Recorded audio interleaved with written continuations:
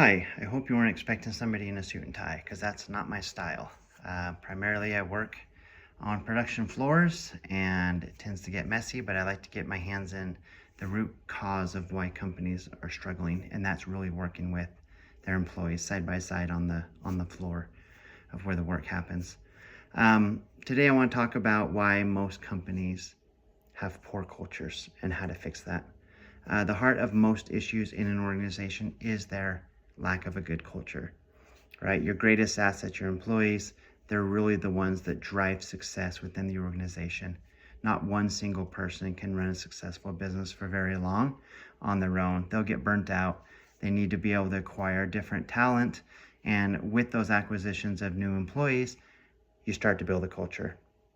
So why do some companies fail given the same market, same customers, same product, similar pricing, but yet some companies fail? I've personally been through 3 different companies within my career time that have failed. They used to be market leaders. All 3 went bankrupt eventually. And it was due to culture. It was due to poor management decisions in how to organize their company efforts. And they eventually went out of business. So what I do, given this experience, I have become a business consultant. I've been doing it for the last 15 years, and I help managers transform their company culture so that they can be successful in the key areas that they struggle. And typically these areas are profitability, customer satisfaction, employee satisfaction and motivation, how to hold effective meetings, and really dig deep into the issues at hand, and really problem solving and having action items backed up with those problems so that you can actually get results. Reducing cost to be more efficient. And the last one basically is aligning everybody's efforts on the team with the strategic executive vision so that you can reach your goals.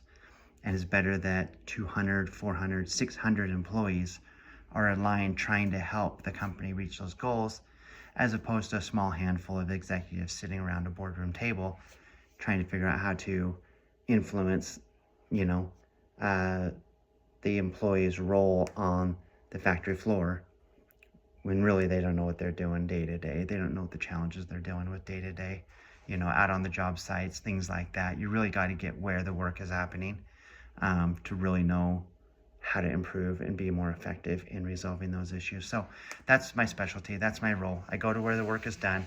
I talk to the employees that are really struggling with the issues. They have pain points that they have either voiced or are not comfortable voicing, and I am their voice.